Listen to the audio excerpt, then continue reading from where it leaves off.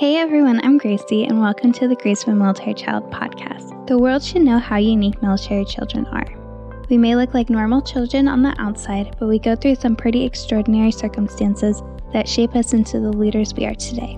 I am super excited to start our No Greater Sacrifice series, sharing the stories of military children whose loved one was critically wounded or fallen in action. I hope you find inspiration from these scholars that just because a traumatic situation may happen, you are still able to achieve your hopes and dreams.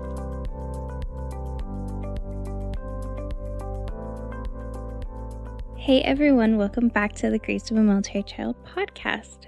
Today I'm super excited to announce and to share with all of you that we are starting a new series with No Greater Sacrifice. They provide scholarships to college and universities to children who are in families where the soldier or service member was critically wounded or potentially killed in action, so the Gold Star families. So a little later in the podcast, we are going to hear from Rebekah, who is the executive director for No Greater Sacrifice, and she is going to share a little more about No Greater Sacrifice, what the organization does, who they are, how they were founded, etc., etc. So I don't want to spoil too much, but I did want to take a couple minutes and share some of my stories, since I haven't really done that yet, and how No Greater Sacrifice helps me as a No Greater Sacrifice scholar myself.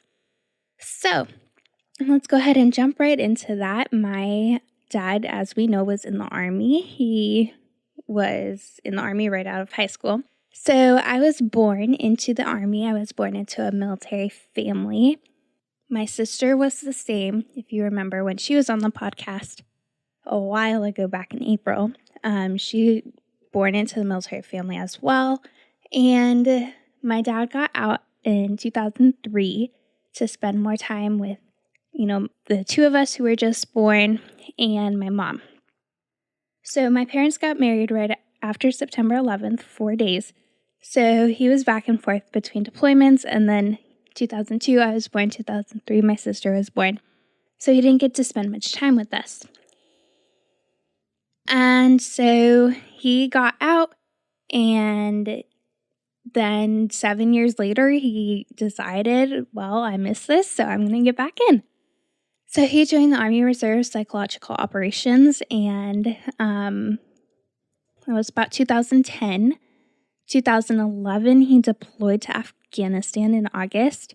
And a quick side note before we continue on, this is something that means so much to our story, and it plays such a big role that we didn't even realize it would when, it happened. The last movie we saw as a family, Dad got a 4-day pass to come back from Fort Dix, and we went and saw a movie, and we saw Dolphin Tale.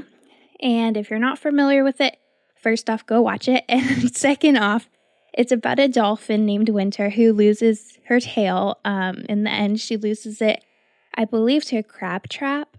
And she basically becomes an amputee dolphin, which is not very heard of, not very popular, I guess is the word that I'm trying to think of, maybe. So she ends up being an amputee dolphin, losing her tail, and she has to learn how to swim again, learn how to basically, live the life of a normal dolphin, but with no tail. So she goes through her journey and everything, and she ends up getting a prosthetic tail, a flipper, a new tail, just, mechanically and all of that. So anywho, continuing on, my dad deployed in 2011 to Afghanistan, and in November 20th, 2011, so we're coming up on 10 years, he stepped on an IED. He was on a patrol, clearing IEDs. They found some, they cleared some, and he just so happened to step on one. So he was traumatic amputation, lost his leg on site, and his other leg is completely degloved from his ankle to his groin, so losing skin, muscle, tissue, nerves all the way up in his in the inside of his leg. And Yeah, so multiple other injuries, of course. But as an 8 and 9 year old, me and my sister were 8 and 9, I was 9. And, my mom, we were all living in Ohio still. And my mom got the phone call that, said, hey, there was an incident overseas, he's alive, yada, yada, yada, whatever it said. And, 8 and 9 years old, I'm standing in our living room in Ohio. I remember the exact place I was standing. And my mom, I remember where she was standing. I just picture the image. We were standing in the living room. She was like in the dining room kitchen area, and she just dropped to her knees on the phone, and she was sobbing into the phone. And as a 9-year-old, I've talked with Darren about this before. You don't see your parents cry. Like, you don't. That's very rare. And to see a 9-year-old or being 9, seeing your mom just crying into the phone, you're like, oh my gosh, what happened? Like, I'm not on the phone call, so I don't know what happened. And she hands me her cell phone and she says, go call Zelina, who was just on the podcast a couple weeks ago. And she says, go call Zelina, tell her something happened to Daddy, and for her and Joey to come, over right now. And so, oh my gosh, I ran to my bedroom with my sister and I called Zelina and said, something happened to Dad. Like, you guys need to come over, and, just saying basically, get over here. Like, something happened. I don't know what happened. Something about Dad's leg. And I didn't know the extent. And so I just remember one of the hardest parts is holding my sister saying, it's going to be okay. Like, Dad's going to be okay. Like, this is going to work out. This is going to be okay. And my sister and I ended up going and staying with a friend for a couple nights. So my dad got injured on a Sunday, and we didn't see my mom again until Thursday. And so it was kind of quite some time apart. Kaylee and I still went to school. We still lived close to a normal life as possible with some friends.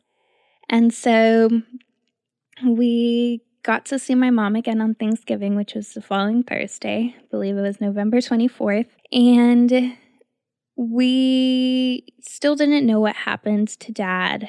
We were kept very much away, I guess, from that to kind of protect us, and so we didn't have to worry as much. And I don't remember worrying in those days. Our friends that we stayed with kept us very busy. We played games. We did all sorts of things. Our teachers and stuff, I'm pretty sure, knew kind of what was going on, so they were able to keep us busy. And I remember my music teacher, her husband was in the military. I believe he was deployed or in training or something, and so she was like my buddy. We were always together through that. Loved her. Shout out to Mrs. Burrows if you're listening. Yeah, so just through all of that, like that time period, it was just keeping us busy, keeping us, not where we had to think of it. But then Thanksgiving Day, we finally saw my mom again, and she sat us both down, and this is where the dolphin tail comes back in. She sat us down and she said, well, you know how Winter lost her tail? Well, Dad lost his leg. And, that's how she told us. And it was hard hearing about it and hearing what happened. And, it was thankful and relieving to hear that he was alive. But as a 9-year-old, it's like, I don't even know what was going through my head. Like, well, at least he's alive, or, this could have been much worse, or this is terrible. Like, I really don't remember what was going through my head at that point. But I do remember, we had friends at the house with us, and we just started joking and laughing. We're like, oh my gosh, Dad's going to get a flipper. This is so cool. And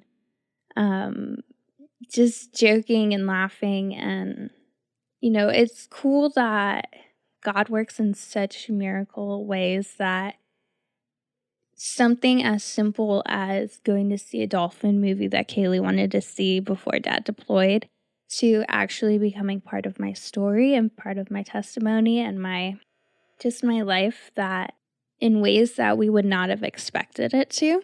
And so fast forward to the following Sunday, it was November 27th. My dad ended up getting on a flight from Germany where he was at the hospital in Landstuhl, and he flew to San Antonio, and my mom flew from Cleveland to San Antonio to be with him. Me and my sister, the decision was made that we were going to stay in Ohio for a little bit. We didn't know the exact condition of my dad and what was happening. So my mom kept us in Ohio with some friends, and we stayed with Selena for a while and some other friends, and we kind of just were surrounded by that military community that it's weird how much, we didn't live by base or anything, and we had the reserve unit, so just the amount of surroundings that we had as children going through the situation and walking through this journey. And so we spent about a month more in Ohio. I believe we finished out the semester in school. I was in fourth grade. Yeah, fourth grade. And I finished the semester. We finished out. It was literally the day after we got out for winter break. We flew to Texas to see my dad. And looking back at photos, because, I was 9, I don't really remember. I remember a couple things that stick out, and the first thing was, number one, being on the airplane for the first time that I remember. I had flown on airplanes before, but I was a baby, so I didn't remember. But the first thing, or the next thing is, we walked out of when you walk off the airplane, we walked off the ramp or whatever, and we got out there, and my mom was standing there. And, being in an airport, you don't really get that.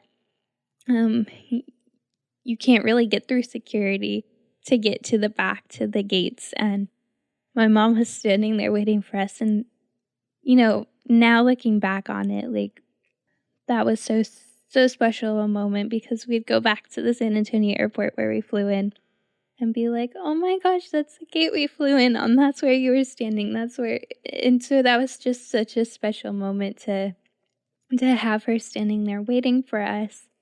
And then, being able to see her again after the 4 weeks after we hadn't seen her. So then, we probably got lunch, went shopping, whatever, in between that time. But then seeing my dad, it was so hard.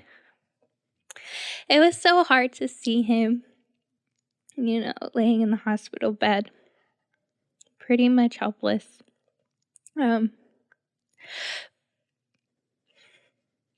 Again, at 9 years old, it's not something you expect to happen. That's not something you want to happen.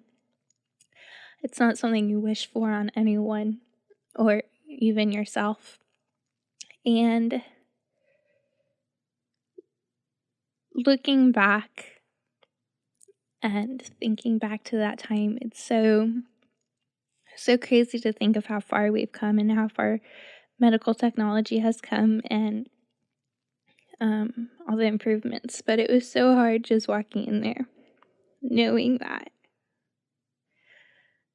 one, he could have died, and two, that he was still alive. It was so hard. But it was so joyful and exciting to see. He was alive. He was here. He was, 4 months of him gone, and here he was again. And then one of my favorite pictures, and I didn't even know it was taken, but it was me and Kaylee just laying in the bed with him after we saw him that first day.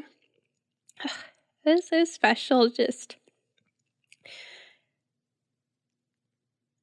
after all we went through in that last month and all the chaos, and, it wasn't going to end. We knew that. But after seeing that and seeing seeing him again, it was so relieving to be united as a family again and to be together after all that we've been through and that we were going to go through. So we lived in Texas from December of 2011 all the way up till May, end of May of 2014. That was strategically planned, and that was a recovery period.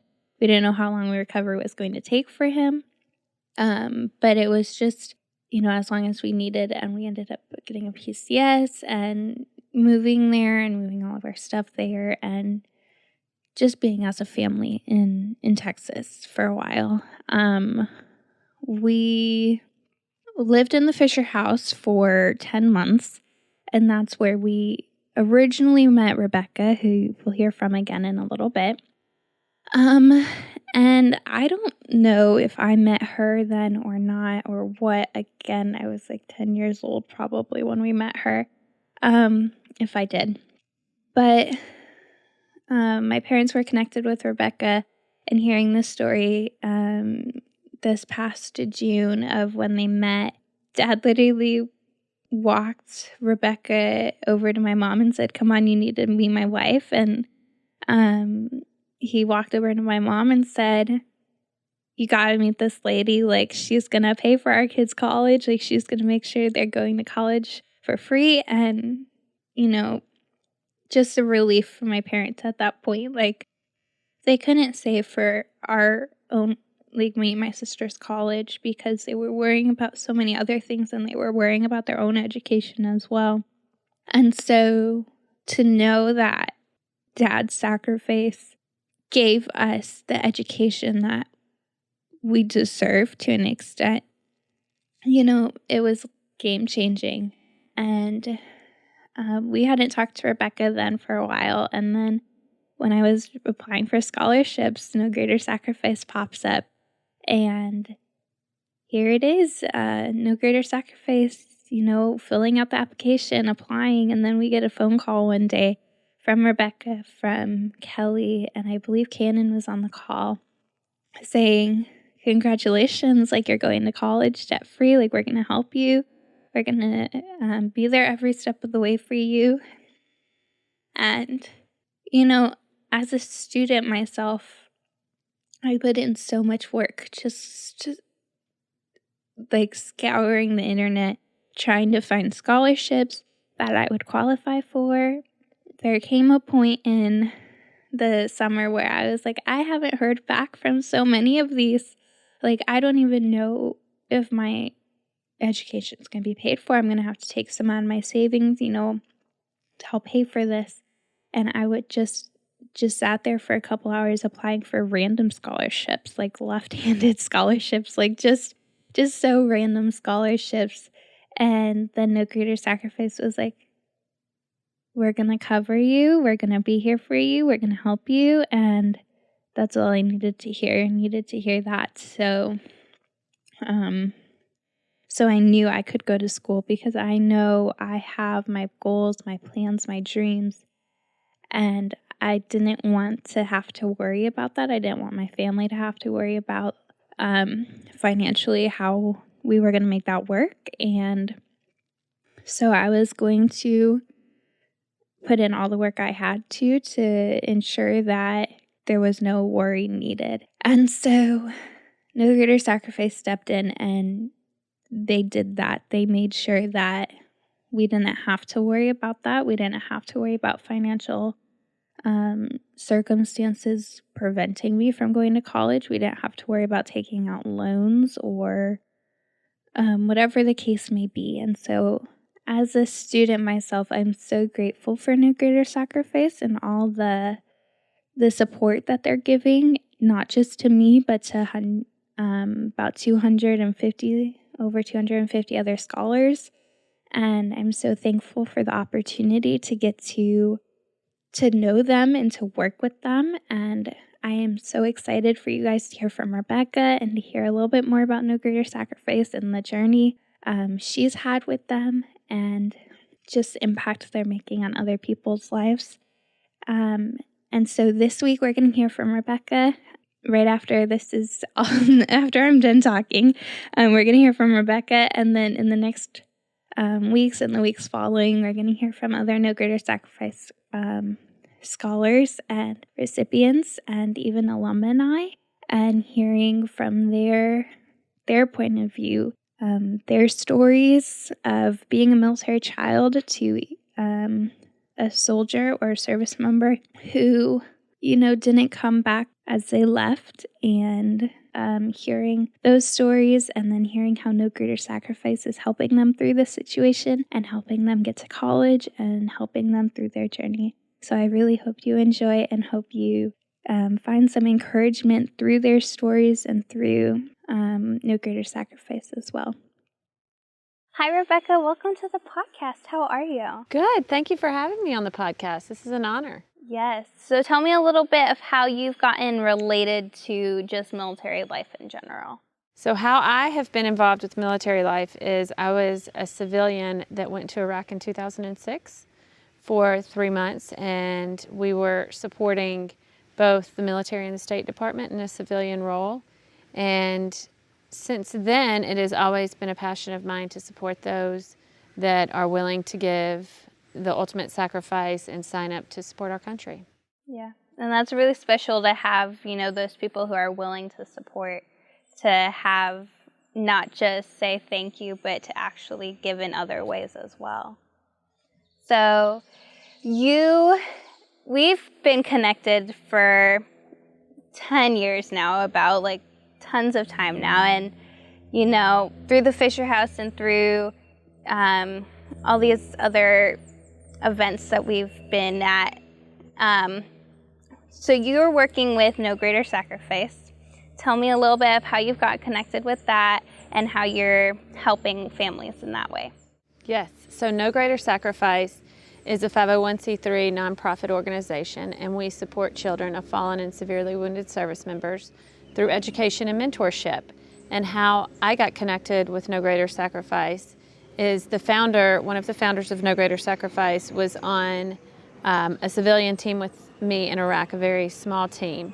And while we were deployed, he and some of his friends that are also civilians were trying to figure out how they best could support children of fallen service members. And they started No Greater Sacrifice to provide college education for children of fallen service members. And then after the post 9/11 GI Bill got passed that provides a Fry Scholarship to every child of a fallen service member, it was obvious that there were children of severely wounded service members that needed support as well, because there was such an advancement in medical medicine on the battlefield that allowed service members to be able to come back home. But that was just the beginning of a very long, as your family is aware, a very long rehabilitation process and just a change in their lives. And so we began supporting children of severely wounded as well. For a while, it was all a volunteer-run organization, and then they were looking for an executive director, and I applied for the job, and I've been blessed to serve in that role for over 10 years now. So what kind of children are you working with day to day and their families? So we support now over 260 children of fallen and severely wounded service members, specifically providing scholarships for college education. So No Greater Sacrifice provides a 4-year college scholarship that covers in-state tuition, fees, room, board, and books. So our hope is that a child would be able to go and get their college education debt-free. But we do select children younger as well. And so we have a future youth program where we have really young kids, and then we also have a ton of college students, such as yourself right now, that we support through scholarship, mentorship, and really just wraparound services. So if we know of a family that needs something beyond that, then we would recommend out to other organizations. And No Greater Sacrifice does so much more than just, providing these college scholarships and these educations, like you were saying. there's so much more of a family and a connection that you become a part of once you get the scholarship and you get accepted as well. Well, I hope you feel that way. Yes. It is something that, it kind of organically happens. And I will say we're very customized to what each student and their family might need. So a lot of times we have students that have received more financial aid but might need more on the mentorship, or we have students that are going to a private school that really need us to help customize other scholarships in addition to ours. So I would say we really try to look at the family system and see what that student needs and build a trust there to even, you do have to start with trust to build that trust, to allow these students that have been through a traumatic situation to begin to dream again. And then we try to figure out where there might be a need, or where the biggest needs are, and support in that way. So just all over, kind of, not just in the college kind of realm, but then afterwards as well. So it's hard to, we really want to stay true to our mission, and do that really well. But once you have become connected, it is like family. And I believe that we're not a transactional organization a lot of times. There are families of ours that, are just transactional and are more in the scholarship realm space. And we provide those scholarships, and there's not as much back and forth. But there are others who have needed something different, or have grown from mentorship. So I would say we do consider our families to be just our gems that we want to continue to pour into in whatever way that we possibly can. So we love following students from being a child to them being in college and then them living their dreams. So it's really awesome to just be allowed, and we're honored to be a part of that process and to be allowed into families and to be able to serve. So it does go a little bit longer than just the college scholarship process. And that's, like you were saying, most scholarships do end up being transactional, and they're just like, come in and you're out, and we're here for when you're in college, and then you're off on your own. And that's what's so special about No Greater Sacrifice, that you're constantly sticking around, like checking up and seeing how these alumni are doing, and keeping in touch, and not being so transactional as some other ones are.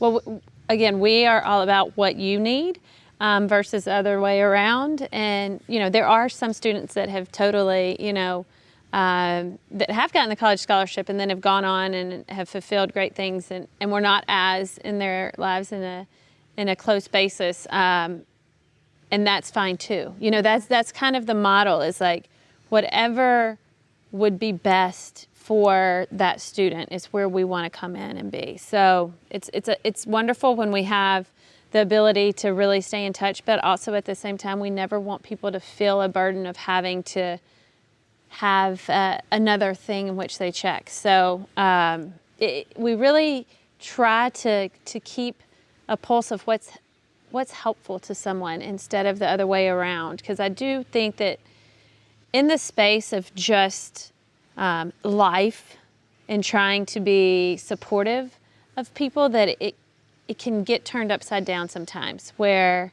okay, well, these people were trying to help me, and now I feel a little overwhelmed, so we just really don't want to be in that space either. Yeah. So we really leave it up to the students a lot of times to lead on how deep they want that relationship to go. And we're also pretty protective of our students in a way of, just so that everyone can support them, but that they don't ever feel overwhelmed either.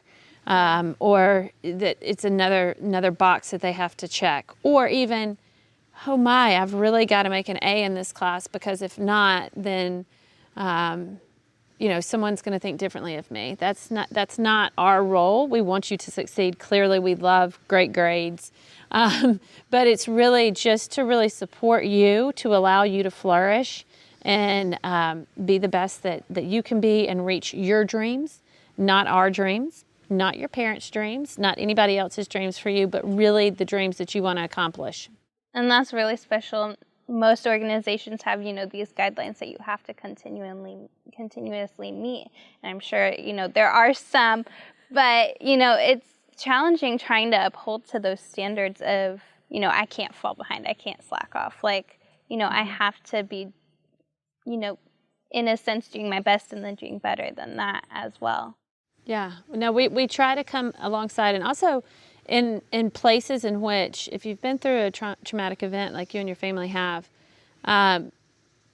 there's extra pressure that's already there, as well as a lot of our military children have moved several times, have had education interrupted, have had to go to school in a different way than what is typical, and might have missed part even of their learning process as a kid.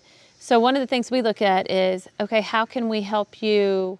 Do you need tutoring? Do you need what kind of support do you need to be able to be successful? And we kind of start at that. I mean, we kind of say we provide scholarship, and that scholarship is our foot in the door to be able to see what other ways support is needed to actually be to allow you to be fruitful.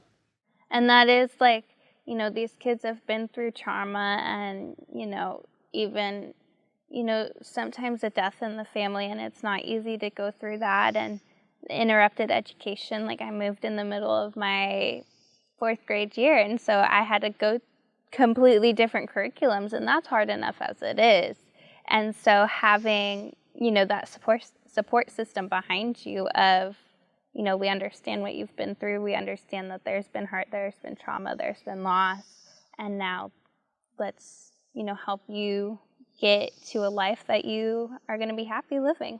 So we're hoping to really somewhat, if not stop, to help so that the trauma just doesn't continue into another generation. Yeah.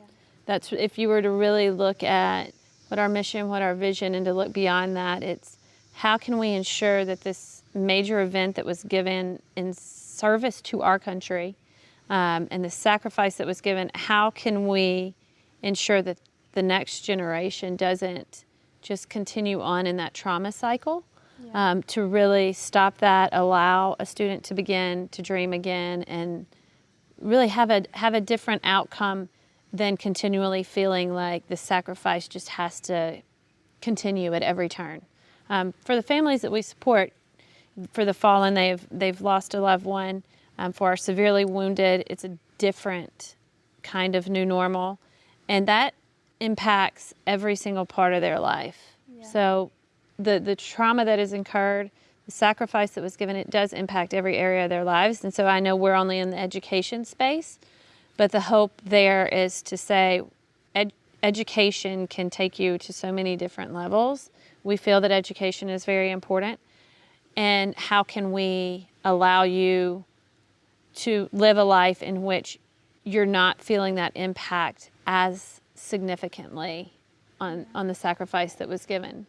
And it's that fact that most kids, this incident happens and then they don't have the, even mind space to comprehend what's next, what's coming next, what their hopes and dreams are for the future. And, they're not stuck in this family forever. Well, not stuck. I love my family, but you're not stuck in this family, but you have this life ahead of you. You have your own family to create, and moving forward, and what do you want to do in that? You have to pick up so much in the family dynamic side of it, whether that be helping assist, in my case, my dad who was wounded, helping around, like doing extra house chores and things like that. And you can't always think of what's next. And so having something like a scholarship from No Greater Sacrifice that covers everything, you can actually think of what you want to do instead of thinking how you're even going to pay for college to begin with. Right. I think one of the important things, and you're bringing such great awareness to this with Grace of a Military Child podcast, is really the caregiving that is being required of children. And that might be a lifelong responsibility that you came into a lot younger than most caregivers would. And I think that's another reason in which we need to ensure that the children of fallen and severely wounded are able to get a college education, or what in college education I'm talking about technical school associates, bachelors, to allow them to get into gainful employment. Because one thing that we know about caregivers is that there's a reduction in the ability to make money and to have a revenue source. And I think it's important that you, as a caregiver, potentially for a lifetime for your family, that you are able to be able to have financial means in which to be able to caregive as well. Is the best way to describe that. When we looked at No Greater Sacrifice, we really did a life cycle diagram that began at the time of impact of the trauma that was occurred, the sacrifice that was given, and what do we see for our students, for our recipients, for our scholars as a life cycle for them. And part of that went into, we realize that you're a caregiver, and we realize that you might be a caregiver for a very, very long time. And so what do you need in order to caregive and to be healthy yourself? And part of that is to be able to make gainful employment. So it's more, when you look, it's a college scholarship, yes it is, mentorship, yes it is, but it is trying to give an opportunity that will allow for you to continue to be able to be giving in the way in which you might have to for the rest of your life. And it's definitely, it's not an easy life to live, and it's not something we choose. Service members don't go into the military saying, they say, I'm willing to give my life if that's what it calls for, but, you don't really think about that. And then the family doesn't really have a choice on. You didn't sign up to serve. Exactly. That is correct. So, yeah. What would you tell parents of No Greater Sacrifice scholars? So the parents of No Greater Sacrifice scholars, I would tell them, thank you. They're where it began, that one of the parents, and sometimes both of the parents, did sign up to serve in the U.S. military, which our U.S. military population is 1% of the entire U.S. population that signs up to serve and to be willing to give of their lives, and that it is a total devotion to protecting the United States of America and to protecting all the things that we hold dear. And so I would say thank you would be the first. And I know that a lot of our veterans have a hard time with receiving thanks, and that sometimes thank you sounds a little blasé for what all they were willing to give, but it is a thank you. And then as far as for our scholars, I would say, how can we help you? How can we help you to get your child what they need to be able to be successful? So we're just coming alongside. We don't expect to replace. We don't expect to overstep. And it does begin with how can we be helpful to allow for you to allow your children to be successful? And where can we come alongside where there might be any gaps in that to be a partner in the journey of education for their child. Yeah, and that's really special to, know that, you're here for the scholars and the recipients, and not just us, but you're here for our families, and, you realize what we've gone through, what we've been through, even though, most of the board hasn't even experienced that, but yeah, it's very interesting. Our No Greater Sacrifice board and those that are really our supporters, a lot of them are not military service members. So it really began as a civilian effort to give back. Yeah. And while we know that there are things that we don't understand, since we are not military families, and we depend on a lot of times people to tell us our guardrails left and right on what is best. I think it's really awesome that there have been civilian folks that have been willing to step up and say, what can we do because we aren't serving? And how can we give back? And it's just incredible to see that civilian and military connection Because as I said, 1% serves in the military, 99% do not. Now, I will say we do also have a lot of military that support us, or former military, and that is wonderful, and is just a source of strength for all of us, I believe. I remember we were at one gala, and probably the most powerful donation that I received was from a service member, a soldier that was rehabilitating at Walter Reed, and he gave $20. And I always come back to that donation as a source of just incredibleness, because our military service members never really stop giving, and believe in service and what can they give back. And it's just incredible. Our U.S. military, the families of our U.S. military, just an incredible amount of willing to give of service to the nation that a lot of us in a civilian capacity, it's really awe-inspiring. Yeah, and even that $20, like, you know, it says a lot of our military of, you know, like you said, all-time service, like still serving even, you know, while rehabbing, while in rehabilitation, while, you know, they might not be able to serve in the military again, but they can still help and continue, you know, some sort of service in impacting military families. Absolutely, and I would say one of the ways that I've seen that is I've never made a call into a military family in which I was asking for if they could help me to understand something or help me. There's a lot of spouses that don't take any money for it, that just generally give of their time to help out other families and to make them connected. I know your mom's done a lot of that, to connect people into other resources.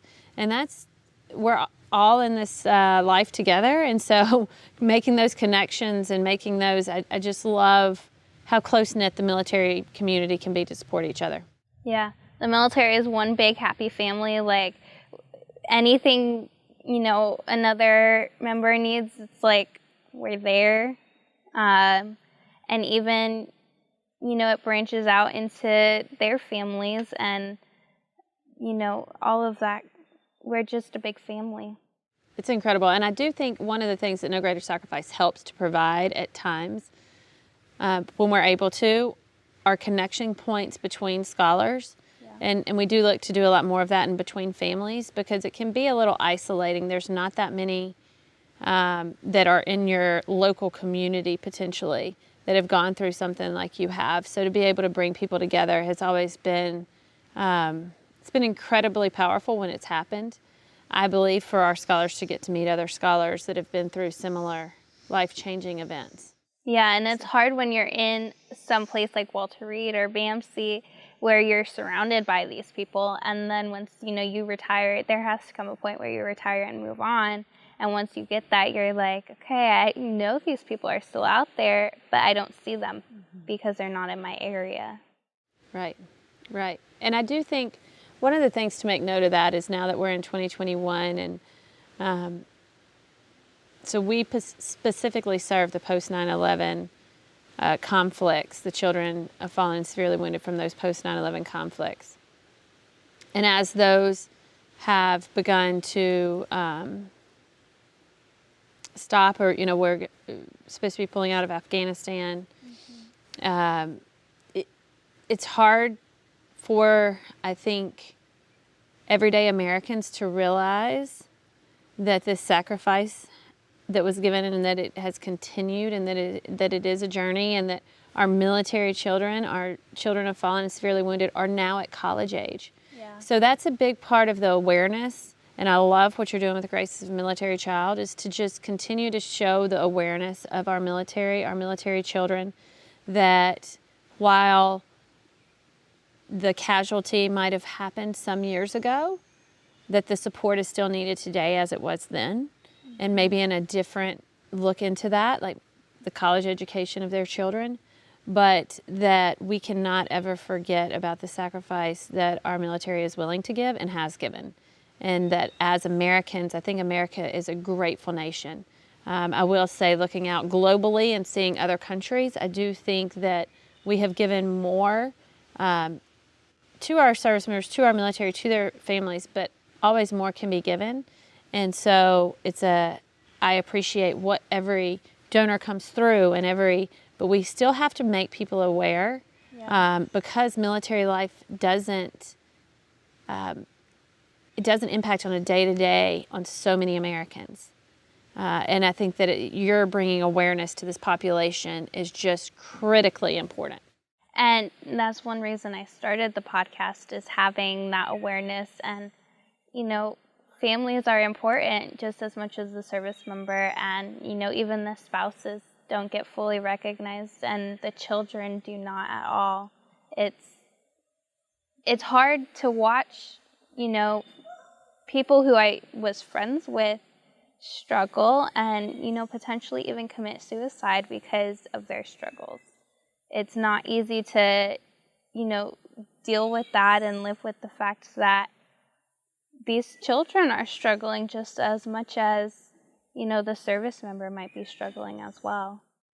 Yeah, awareness is definitely needed. And I think our military families are very humble. And so a lot of times can be overlooked. I appreciate you saying that, because even though I'm in this space, to hear you say I know children are struggling, I know mental health is critically important to our military families, and we need more support around that. It still hits me that there are children that, are suicidal, that have massive struggles due to the circumstances. They do, for sure. What do you want people to know about No Greater Sacrifice? I would like people to know that No Greater Sacrifice is here to support children such as yourself and your sister, Kaylee, and other children of fallen and severely wounded service members, and that if they want to find a place to give back to families such as yours, to please contact me at No Greater Sacrifice. You can look at our website, www.nogreatersacrifice.org. Reach out directly, and if they want to come along inside and help in any way, we are very open to that. But what I would also say is to all the military children that are out there, that please reach out and ask for support. We can only support so many. We are a smaller organization, and we do focus specifically on children of the fallen and children of the severely wounded. But there are other military organizations that are out there that support various populations within the military children population, and to really try to plug in and find out ways in which, if they need support, that they can get that support. Because it's hard sometimes for our military families to reach out for support due to that humbleness, due to that I hear over and over again, yes, this happened to me. Yes, this was a traumatic event, from the service member usually, but we would do it all over again. And we don't, it's not a give me this, give me that type of population. And so I would say you do, though, have to look for resources and reach out, and people want to support you. So to please ask for that support. From the military children perspective, and from the perspective of anyone that does want to get involved in support, we're open and ready for support, because there are a lot more Gracies out there. There are over 50,000 children of fallen and severely wounded service members that need support in some way or another, and we need anyone to come alongside and be part of supporting. That's fantastic. Well, thank you so much for being on the podcast and sharing about No Greater Sacrifice and helping to get the awareness out. And we look forward to seeing what No Greater Sacrifice does in the future. And we thank you for everything that you do. Well, thank you. Thank you for having me.